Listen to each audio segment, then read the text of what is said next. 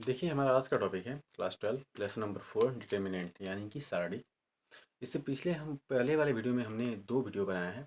इसमें first video में मैंने डेमो क्लास में आपको एक्सरसाइज 4.1 के बारे में क्वेश्चंस भी मैंने सॉल्व किया है और साड़ी के बारे में पूरी जो है अच्छे तरीके से मैंने उसमें एक्सप्लेन किया है कि साड़ी को होता क्या है, इसके कौन से प्रॉपर्टीज है, किस प्रकार से साड़ी को जोड़ते हैं, साड़ी की मान कैसे ज्ञात करते हैं, ये सारी चीज़ें मैंने बता दिया है। सेकंड वीडियो में मैंने साड़ी के गुण के बारे में बता दिया है। अगर आपने वो नहीं दिखा है तो जा करके पहले आप पीछे जो है उस वीडियो को देख लीजिए, पार्ट 2 को देख लीजिए। उसमें साड़ी के प्रगुण के बारे में मैंने बता दिया है। एक दो प्रगुण छूटे थे जिसमें से एक प्रगुण बहुत इंपॉर्टेंट है जिसे मैं आज यहाँ पर बता दूंगा। उसके बाद जो है कोई भी अगर क्वेश्चन आपको दिया जाएगा उसे आप सॉल्व कर सकते हैं। लेकिन इससे पहले अगर आप हमारे चैनल पर नए हैं तो पहले चैनल को लाइक और सब्सक्राइब कर दें ताकि कोई भी वीडियो अगर अपलोड किया जाए तो वो आपके यहाँ तक जरूर पहुँचे। और हमारे चैनल पर अभी फ़िलहाल में अभी हम आप लोगों को केवल मैथ्स के बारे में बता रहे हैं, लेकिन कुछ समय बाद आप लोगों को इंग्लिश ग्रामर के बारे में भी वीडियो अपलोड किए जाएंगे जो कि बिल्कुल कंसेप्ट के साथ होंगे। और इंग्लिश ग्रामर में 9 से लेकर के 12 तक की चीज़ें भी रहेंगी। और उसके अलावा अगर आप किसी कम्पिटेटिव एग्जाम्स की अगर आप तैयारी भी करना चाहते हैं तो आप उसके द्वारा जो है तैयारी कर सकते हैं, ठीक है। जिसमें आपको बिल्कुल जीरो से बताया जाएगा, ठीक। इसके अलावा आप जो है जनरल स्टडीज़ के बारे में भी हमारे चैनल पर जुड़ सकते हैं क्योंकि जनरल स्टडीज़ के अभी फ़िलहाल में शॉर्ट वीडियो अपलोड किए जा रहे हैं। लेकिन बहुत जल्द जनरल स्टडीज़ के जो है क्लासेस भी ऑनलाइन यहाँ पर चालू कर दिए जाएंगे। और धीरे धीरे जब सब्सक्राइबर बढ़ेंगे तो ऑनलाइन क्लासेस भी मैं अटेंड कर लूँगा, ठीक है। तो चलिए हम लोग बिना देर किए जो है प्रॉपर्टीज़ को स्टार्ट करते हैं लास्ट, उसके बाद एक्सरसाइज 4.2 को आज हम लोग सॉल्व करते हैं, ठीक है। तो चलिए पहले हम प्रॉपर्टीज़ बता देते हैं। इससे पहले एक बार मैं रिपीट कर देता हूँ प्रॉपर्टीज़ को कि कैसे कैसे करना था। उसमें से दो प्रॉपर्टी जो इंपॉर्टेंट है उन दोनों को मैं रिपीट कर देता हूँ। पहली कि यदि किसी सारणी के दो पंक्ति अथवा दो स्तंभ आपस में बराबर हों तो उस सारणी का मान क्या होता है, जीरो होता है। जैसे कोई सारणी अगर दे दी गई है, जैसे ये देखिए ऐसे कोई सारणी है, जैसे मान लीजिए हो गया ए बी सी, ये हो गया एक्स वाई जेड, और ये भी देख लीजिए हो जाएगा ए बी सी। अब यहाँ पर कहा क्या गया कि यदि दो पंक्ति अथवा दो स्तंभ, भाई जो ऊर्ध्वाधर होते हैं उन्हें हम स्तंभ कहते हैं और जो क्षैतिज होता है उन्हें हम पंक्ति। तो पंक्ति देखिए ए एक्स ए, बी वाई बी, सी जेड सी, कोई भी बराबर नहीं। लेकिन अगर स्तंभ की बात करें हम तो देखिए ए बी सी पहला स्तंभ, दूसरा एक्स वाई जेड और तीसरा ए बी सी। जो पहला स्तंभ C1 है ये C2 और ये C3 हो गया कॉलम। तो जो C1 कॉलम है ये बराबर है किसके, C3 के। तो किसी भी यदि सारणी के, या इसको ऐसे भी लिख सकते हैं कि A B C X Y Z, और यहाँ भी हो गया ए बी सी, ठीक है। अगर यहाँ पर देखें तो ये R1 भाई पहली पंक्ति, ये दूसरी पंक्ति और ये तीसरी पंक्ति। तो यहाँ पर R1 बराबर किसके है, R3 के। तो अगर किसी भी सारणी के अगर दो स्तंभ या दो पंक्ति अगर आपस में बराबर हो जाएंगे तो सिंपल हम कह देंगे कि ये जो सारणी है इस पूरे सारणी का मान क्या आएगा, सॉल्व करने पर जीरो आएगा। क्या आएगा, जीरो आ जाएगा, ठीक है। तो ये प्रॉपर्टी जो इंपॉर्टेंट थी। दूसरी प्रॉपर्टीज क्या है वो देख लीजिए ध्यान से, एक मिनट। देखिए जैसे मान लीजिए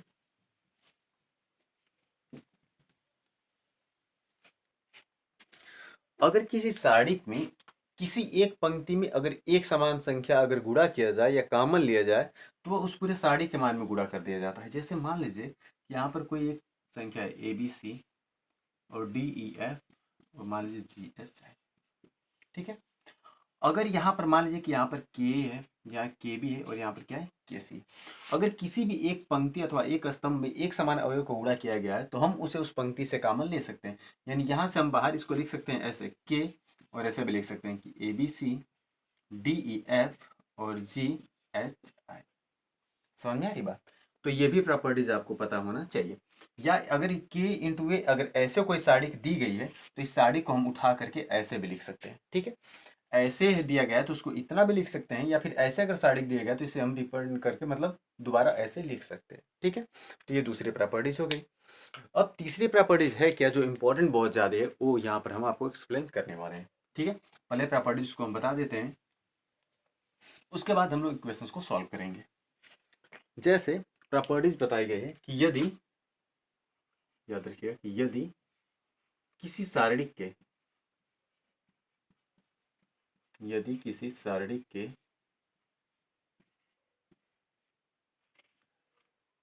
की एक पंक्ति अथवा एक स्तंभ यदि किसी साड़ी की एक पंक्ति अथवा एक स्तंभ के सभी अवयव शून्य हो जाए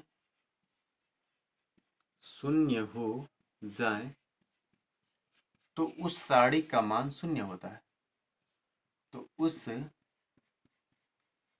सारणी का मान शून्य होता है।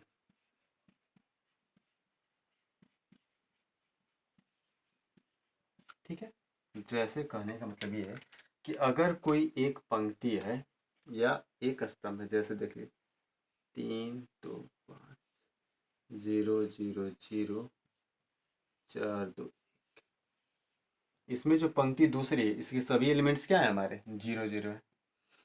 या यहाँ पर देखिए स्तंभ ऐसे करते 0 0 0 5 6 7 2 1 -3। ठीक है, यहाँ पर जो स्तंभ कॉलम पहला है और यहाँ पर पंक्ति जो दूसरी है, इन दोनों के सभी एलिमेंट्स क्या है 0 0। तो यदि किसी सारणी के किसी एक पंक्ति के सभी अवयव या किसी एक स्तंभ के सभी अवयव अगर शून्य हो जाते हैं तो उस सारणी का मान सॉल्व करने पर कितना आएगा, हमेशा 0 आएगा। कितना आएगा मुन्ना, 0 आएगा। यह केस तभी संभव है जब दिए गए किसी भी एक सारणी के किसी एक पंक्ति अथवा एक स्तंभ के जितने भी एलिमेंट्स दिए जाएं वो सभी क्या हो जाएं, 0 हो जाएं, यानी शून्य हो जाएं, तभी ये प्रॉपर्टीज हमारी लागू की जाएगी। ठीक है, तो ये प्रॉपर्टीज नंबर हमारी लास्ट है, इसको आप नोट कर लीजिए। फिर अब हम लोग इक्वेशंस को सॉल्व करते हैं। ठीक है,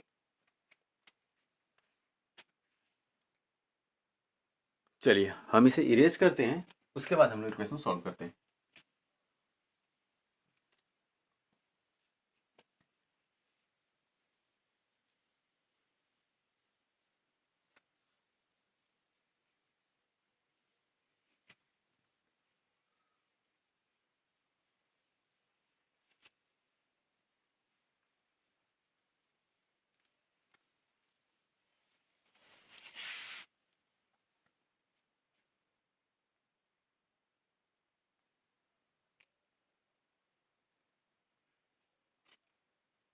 देखिए अब आपके स्क्रीन पर एक इक्वेशन दिख रहा है, उसमें लिखा गया है, मैं पढ़ रहा हूँ, देखिए आप ध्यान से, कि बिना प्रसारण किए सारणी के गुणधर्मों का प्रयोग करके सिद्ध कीजिए।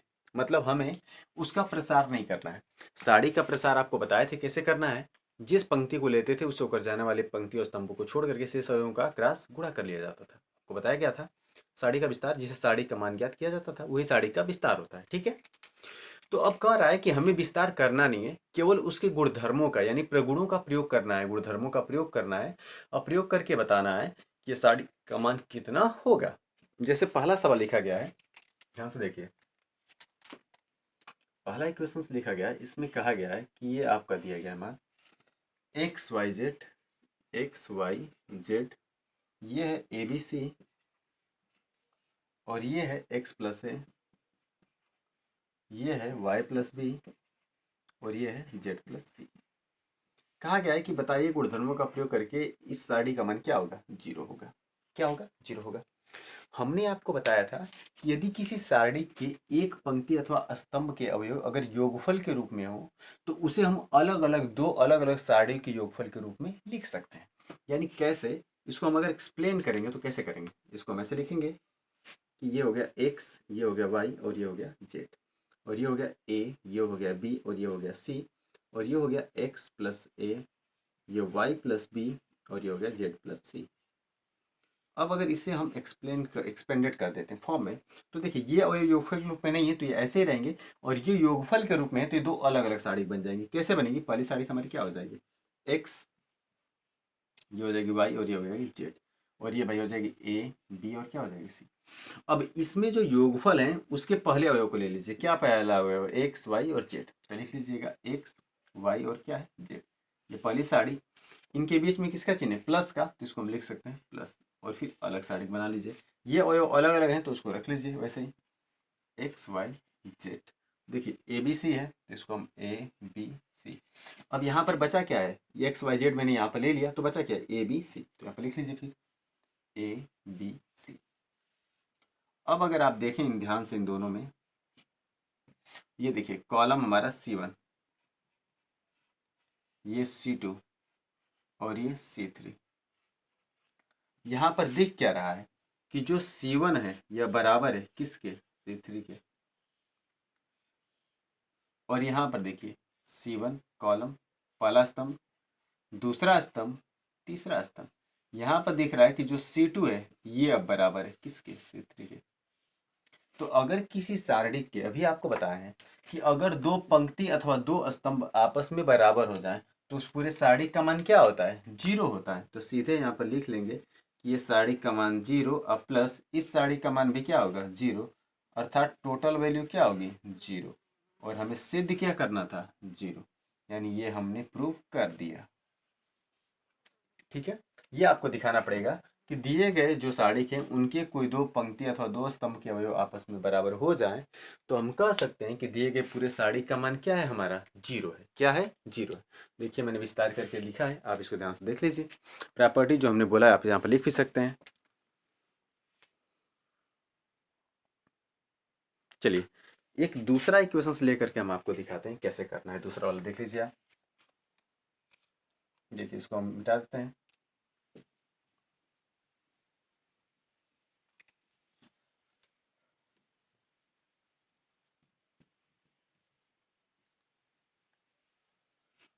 जैसे दूसरा लिखा गया है कि a माइनस बी, ध्यान से देखिए दूसरा जो सवाल है क्या लिखा गया है, a माइनस बी, उसके बाद है b माइनस सी, और उसके बाद आपका लिखा गया है c माइनस ए। ये है आपका b minus C, c minus A, a minus B, और ये है c माइनस से a माइनस बी और b माइनस सी। इसे भी दिखाना है कि पूरा मान ये भी कितना है, 0 है। क्या है, 0 है। हम लोग LHS को लेकर सॉल्व करते हैं। किसको लेकर के, LHS को। इसको हम ले लेते हैं। क्या है, a minus B, b minus C, c minus A. यह है b minus C, c minus A, a minus B, c minus A, a minus B और b माइनस सी। ये हमारी पहली पंक्ति R1, दूसरी R2 और तीसरी R3, ये हमें दिया गया। अब करना क्या है हमें कि दिखाना है कि ये पूरा मान बराबर किसके है, 0 के। तो एक काम कर लेते हैं, हम R1 को रिप्लेस कर देते हैं किससे, R1 plus R2 plus R3। यानी हम इस तीनों पंक्तियों को R1 यानी पहली पंक्ति के सापेक्ष क्या कर लेते हैं, जोड़ लेते हैं। तो जोड़ेंगे तो हमारी पंक्ति बनेगी क्या, ये थोड़ी बड़ी बन जाएगी, देखिए ध्यान से। तो हमारी पंक्ति हो गई a माइनस बी, अब प्लस ये दूसरी पंक्ति का अवयव b माइनस सी, और तीसरी पंक्ति का अवयव प्लस c माइनस ए। इसी प्रकार से ये देखिए b माइनस सी, अब प्लस ये हो जाएगा c माइनस ए, अब प्लस R3 यानी ये वाला मान a माइनस बी। अब देखिए तीसरा वाला c माइनस ए प्लस R2 का मान a माइनस बी, अब प्लस R3 का मान b माइनस सी। अब देखिए b माइनस सी और ये हो गया c माइनस ए, ये हो गया c माइनस ए और ये हो गया a माइनस बी, ये हो गया a माइनस बी और ये हो गया b माइनस सी। कितना हो गया। अब आप ध्यान से देखें तो देखिए a से a कट रहा है, b से b कट रहा है, c से c कट रहा है। यहाँ b से b कट गया, a से a कट गया, c से c कट गया, c से c कट गया, b से b कट गया और a से a कट गया। अब कटने के बाद बचा क्या है, अब देखिए ध्यान से, यहाँ बचा क्या, ये पूरा मान कट गया तो क्या हो गया यहाँ पर 0, ये भी कट गया तो 0 और ये भी कट गया तो 0। यहाँ पर क्या बचा, b माइनस सी और ये बच गया c माइनस ए। ये हो गया c minus A, a minus B, a minus B और ये हो गया b माइनस। ध्यान से देखिए हो गया। अब इसमें अगर आप देखें तो पहले पूरे पंक्ति का मान क्या आ गया, 0। चूंकि R1 पंक्ति का पूरा मान क्या है, 0, और आपको प्रॉपर्टीज अभी बताएं कि यदि किसी सारणी के किसी एक पंक्ति का मान पूरा क्या हो जाए, जीरो हो जाए, तो उस पूरे सारणी का मान भी क्या होता है, जीरो हो जाता है। अर्थात इस पूरे सारणी का मान क्या होगा, हमारा जीरो हो जाएगा। क्या हो जाएगा, जीरो। और ये हमारा क्या आ गया, RHS। ये जीरो किसका मान आ गया, RHS का, और हमने प्रूव कर दिया। हो गया। क्यों? क्योंकि आपको बताया गया कि यदि किसी सारणी के एक पंक्ति अथवा एक स्तंभ के सभी अवयव जीरो हो जाते हैं तो उस पूरे सारणी का मान क्या होता है, जीरो होता है। अर्थात ये पूरा मान क्या होगा, हमारा जीरो हो जाएगा। ध्यान से देख लीजिए आप।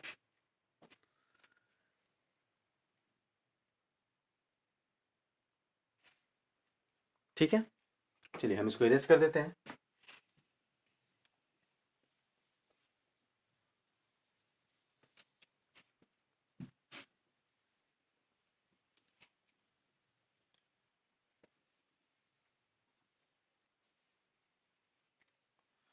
देखिए, एक और इक्वेशन हम बताते हैं आपको अलग टाइप्स के। जैसे आप में लिखा गया है कि एक इक्वेशन जो है लिखा गया है चौथा, ध्यान से देखिएगा क्या लिखा गया है, 1 1 1। देखिए लिखा गया है इक्वेशन आपका 1 1 1 BCCA AB।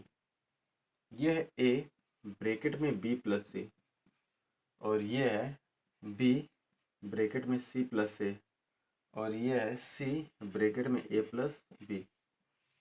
कह रहा है कि ये भी मान बराबर जीरो के, ये भी बराबर किसके है, जीरो के।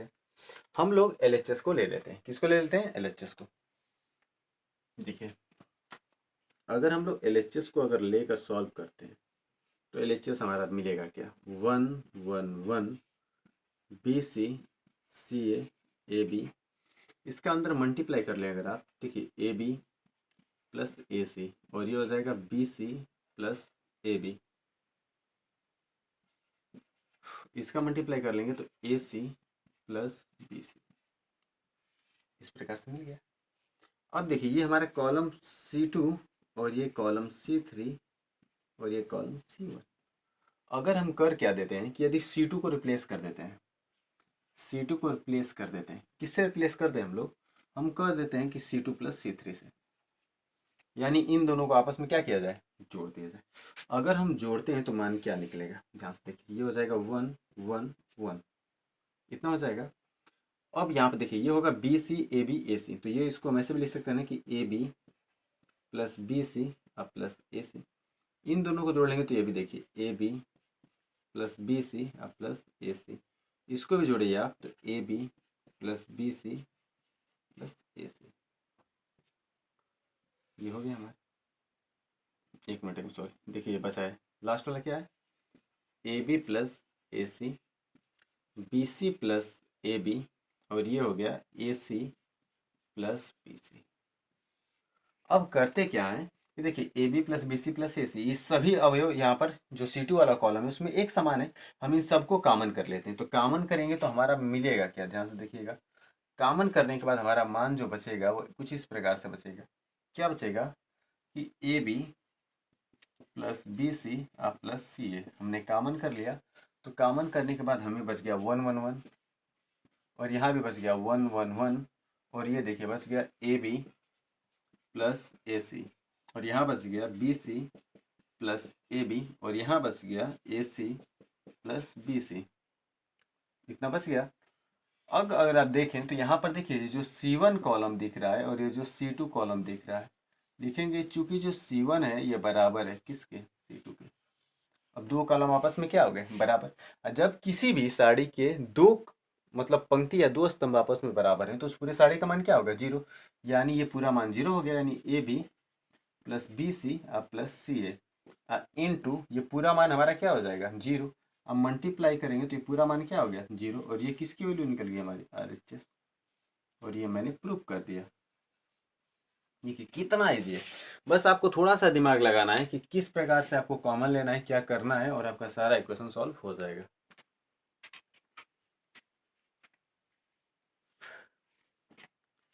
ठीक है, चलिए हम इसको इरेज कर देते हैं और आगे चलते हैं।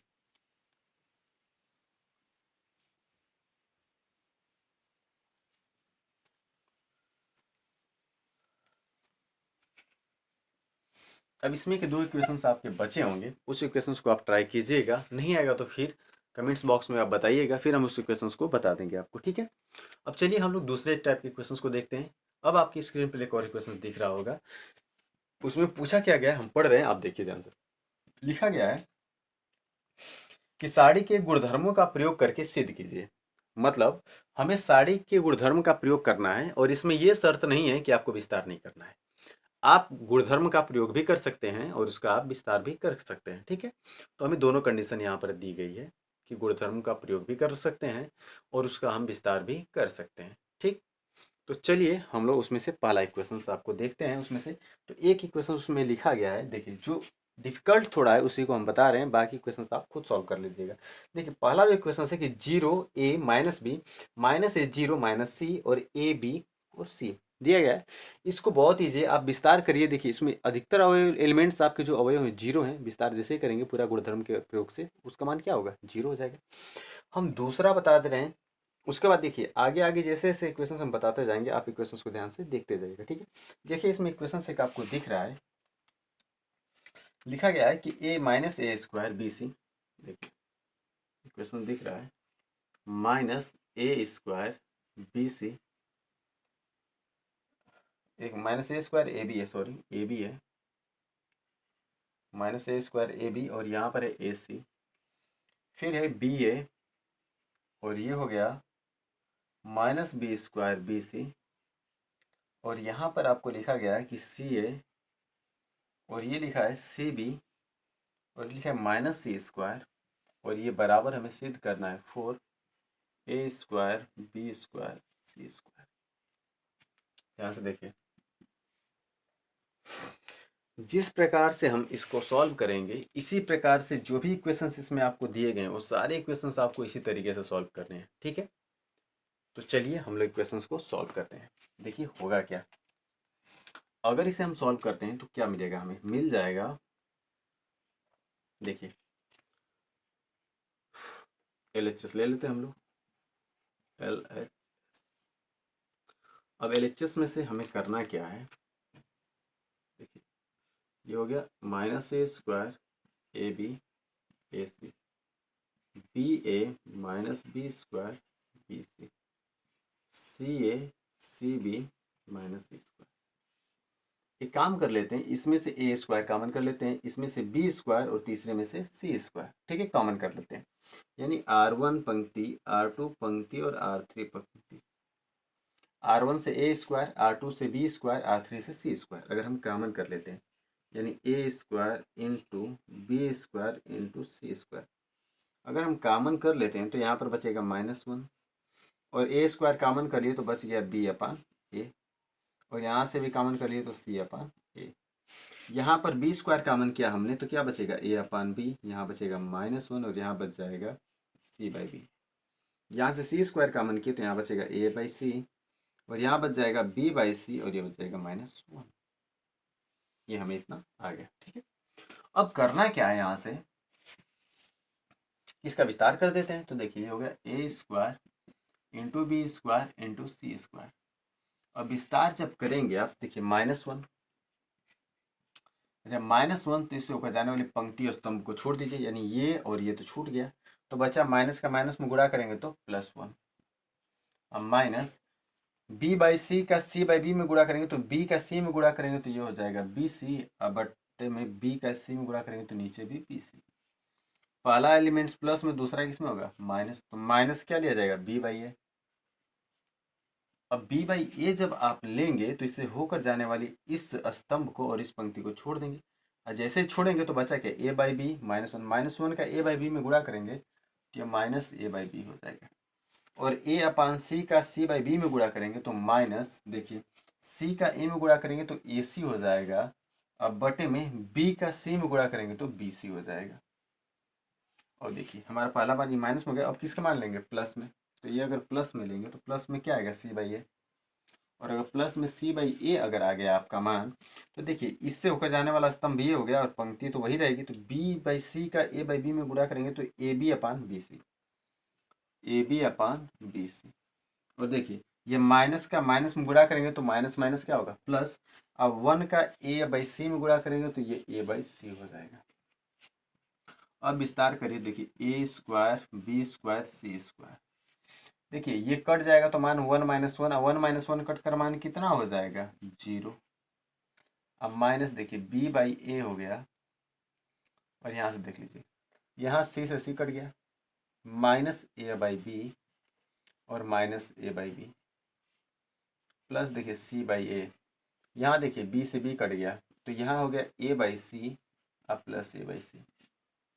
अब अगर आप ध्यान से देखें तो ए स्क्वायर बी स्क्वायर सी स्क्वायर, ये मान 0 खत्म, तो ये हो गया माइनस, इसको लिख लीजिए एक बार 0 माइनस बी बाई ए और इनटू माइनस माइनस प्लस, तो माइनस माइनस 2a अपान बी, अब प्लस सी बाई ए और इनटू ए मिल करके 2a बाई सी से सी कट गया, ए से ए कट गया, बी से बी कट गया, ए से ए, माइनस का माइनस में गुणा प्लस, यानी A square B square C square, 0 खत्म, माइनस का माइनस में 2 दूनी के 2 एकम में 2, अब प्लस देखिए 2 एकम में 2, 2 और 2 मिलकर के 4, 4 का मल्टीप्लाई कर लेंगे तो 4a स्क्वायर बी स्क्वायर सी स्क्वायर आ गया।